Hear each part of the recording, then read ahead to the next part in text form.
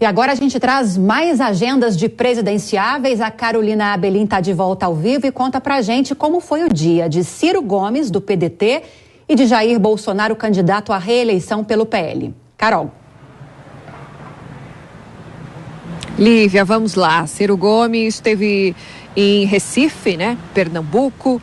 Ele foi até lá, concedeu entrevistas para rádios locais, também foi até o Comitê Central do PDT em Recife, se reuniu com lideranças e também a juventude do partido, foi recebido lá por apoiadores, também autografou o livro que escreveu sobre a proposta, o programa que tem um programa nacional para o país. Ciro Gomes, em entrevista à imprensa, falou sobre emprego, renda e também renegociação para aquelas famílias que estão endividadas. Vamos ouvi-lo. Emprego e renda estão no pior nível da história, portanto eu só posso fazer de curto prazo uma política de refinanciamento que eu também sei fazer, obtendo 70% a 90% de desconto. Na terceira é impedir que isso se repita. Como? Com a lei anti-ganância. A partir da minha lei anti-ganância, qualquer brasileiro que pagou 2 vezes o que tomou emprestado fica quites por lei. Isso é uma lei que já existe na Inglaterra. Eu quero dizer que é perfeitamente praticável se a gente não vender a alma para os banqueiros, como os meus ilustres opositores todos, infelizmente, se submeteram a esse pacto de barões do setor financeiro. O presidente Jair Bolsonaro, que tenta a reeleição pelo PL, está no Rio de Janeiro. Ele agora de noite participa de um culto em celebração ao aniversário do pastor Silas Malafaia. Antes do Rio de Janeiro, ele fez a transmissão tradicional de costume, a live que faz às quintas-feiras, e durante a transmissão rebateu críticas feitas pelo ex-presidente Lula sobre o sigilo de 100 anos. Vamos ouvir. Primeira coisa que você pode perguntar para as pessoas que levantam e dizem, o cara decretou o sigilo de 100 anos em certas coisas da tua vida particular. Primeiro, me apresente o decreto. Qual decreto? Não existe nenhum decreto meu decretando nada no tocante a sigilo, nada, zero. O que tem é uma lei de 2011, eu sou obrigado a cumprir leis, todo presidente todo cidadão é obrigado a cumprir leis, que os assuntos de natureza particular, eu não preciso ceder à lei de acesso a informações. Então a imprensa pediu para mim meu cartão de vacina. Então, de acordo com a lei de acesso a informações, como é informação de caráter pessoal, particular, está garantido por essa lei de 2011, presidente Dilma Rousseff. E mais agendas de presidenciáveis para você. Constituinte Emael da Democracia Cristã fez caminhada no bairro da Penha, em São Paulo. Felipe Dávila do Novo participou de reunião na Associação dos Delegados da Polícia Federal, também em São Paulo. Leonardo Péricles, da Unidade Popular, fez panfletagem em Porto Alegre e participou de um debate na Universidade Federal do Rio Grande do Sul. Padre Kelmon, do PTB, fez caminhada com eleitores em Brasília. Sofia Manzano, do PCB, participou de ato pelas universidades estaduais da Bahia. Soraya Tronic, do União Brasil, participou do diálogo com os presidenciáveis, organizado pelo Sindicato Nacional dos Auditores Fiscais da Receita Federal em São Paulo. Vera Lúcia, do PSTU, participou de uma live com um coletivo de Ponta Grossa, no Paraná.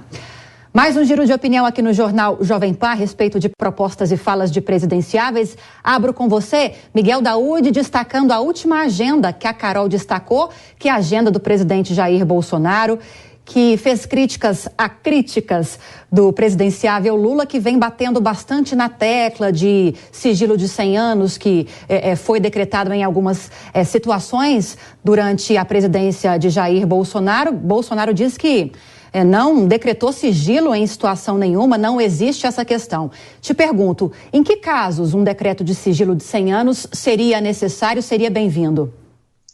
Olha, Lívia, o presidente está correto. Não existe um decreto do presidente mantendo sigilo de 100 anos. São normas que todo órgão público tem o direito ou não, se julgar necessário, de decretar, não é a palavra certa, de informar ou dizer o seguinte: olha, esse assunto vai ficar sobre resguardo. E há uma lei, ele não está fazendo nada, a lei além da lei. Agora, é evidente, Lívia, nós estamos vivendo um momento muito delicado, a polarização da eleição. Então, essas discussões, elas realmente, os candidatos procuram colocar para o eleitor um cenário em que ele está tentando levar o voto dos indecisos, tal, mas aqui claramente dizendo, o presidente Jair Bolsonaro não decretou absolutamente nada. Ele se valeu de uma lei que serve para todos e manter em sigilo determinadas informações que não deveriam ser divulgadas, como que ele colocou, situação pessoal. Então não tem que divulgar situação pessoal para ninguém. Agora, Rodrigo Constantino, Ciro Gomes do PDT cumpriu a agenda no Nordeste do país, foi ao estado de Pernambuco, e ele falou sobre aquele projeto dele, Lei Anti-Ganância, que ele já tinha, inclusive, tratado em sabatinas e debates na TV.